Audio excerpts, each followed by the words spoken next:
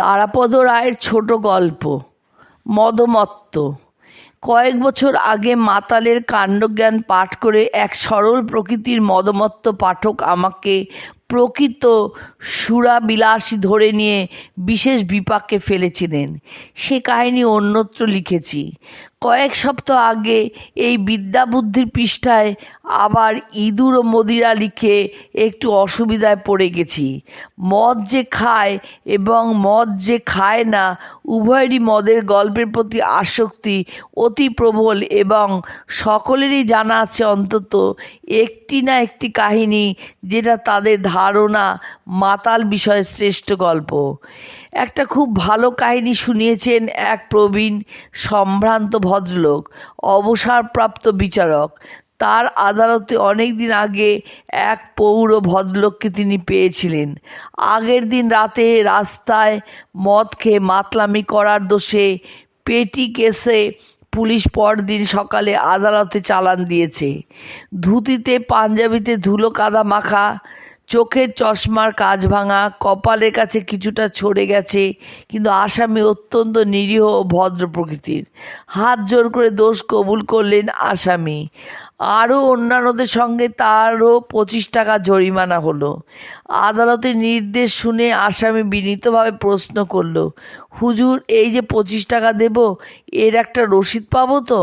বিচারক একটু বিস্মিত হয়েছিলেন এই প্রশ্নে। তিনি বললেন, তা পাবেন না কেন? নিশ্চয়ই পাবেন। তারপর একটু থেমে জানতে চেয়েছিলেন, কিন্তু আপনি এই রসিদটা নিয়ে কি করবেন? কি কাজে লাগবে আপনার রসিদটা?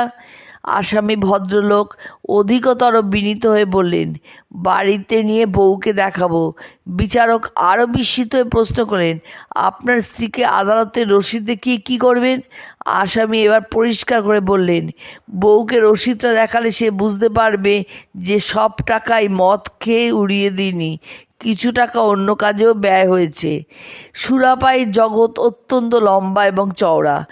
প্রাসাদ থেকে পর্ণকুটির, রাস্তাঘাট, বাজারহাট সর্বত্র তার অবস্থিতি। দিন ও রাতের যে কোনো সময় তাকে যে কোনো স্থানে আশা করা যেতে পারে। হয়তো সে সাত সকালেই মদ খায়নি, কিন্তু গত রজনীর খোয়ারি সকালেও চলছে এবং বেলা বাড়তে বাড়তে সুরাবিলাসীর সংখ্যা রাত দুপুর নাগাদ তুঙ্গে পৌঁছাচ্ছে।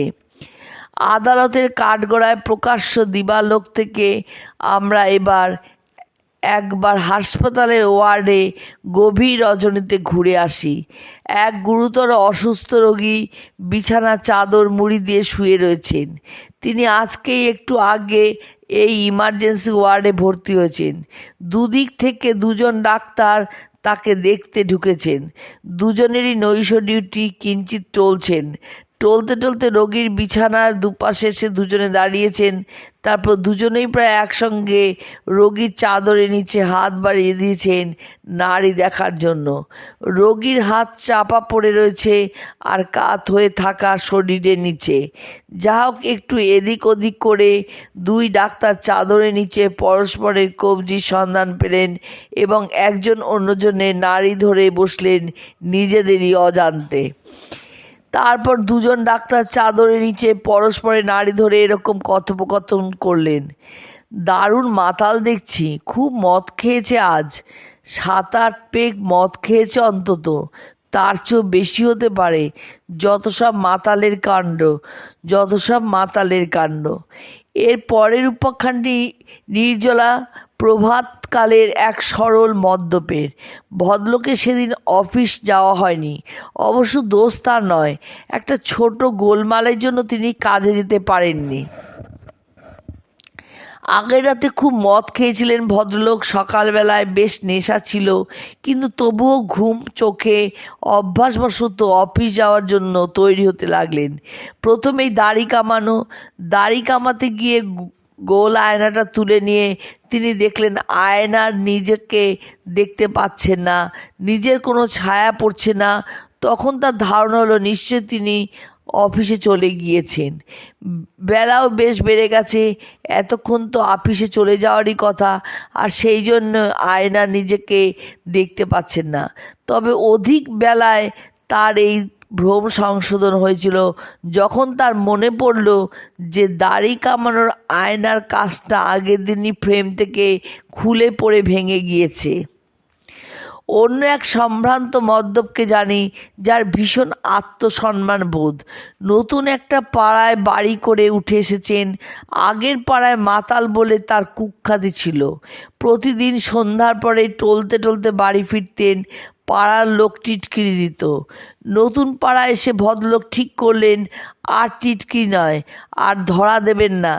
এখনও তিনি সন্ধ্যার অনেক পরে, অনেক দিনই মধ্যযাহ্নে নেশাতুর অবস্থায় বাড়ি ফেরেন, কিন্তু এ পাড়ার লোকে আর তাকে মাতাল বলে টিটকিরি দেয় না। ভদ্রলোক একটা চমৎকার বুদ্ধি বার করেছেন। লোকে যাতে টলায়মান পায়ের ভিতর পা অবস্থাটা ধরতে না পারে, নিজের গলির মুখে এসে তিনি উল্টো মুখ হয়ে যান। এবার পিছন দিকে পা ফেলে ফেলে সন্তর্পণে বাড়ি ফেরেন।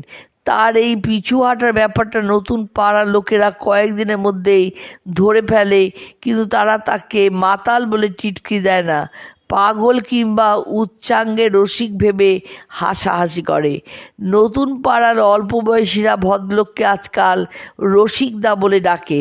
তিনিও বিনা বাক্যব্যয়ে নতুন নামকরণ মেনে নিয়েছেন।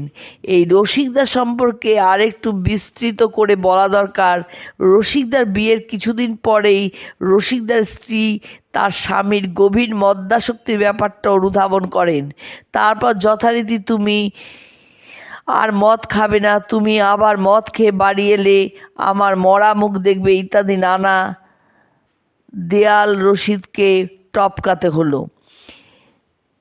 সহস্র অনুনয় বিনয়, রাগ গোসা ক্রোধ ইত্যাদি উপেক্ষা করে রসিকদা নিয়মিত গভীর রাতে টলে অবস্থায় বাড়ি ফিরতে লাগলেন।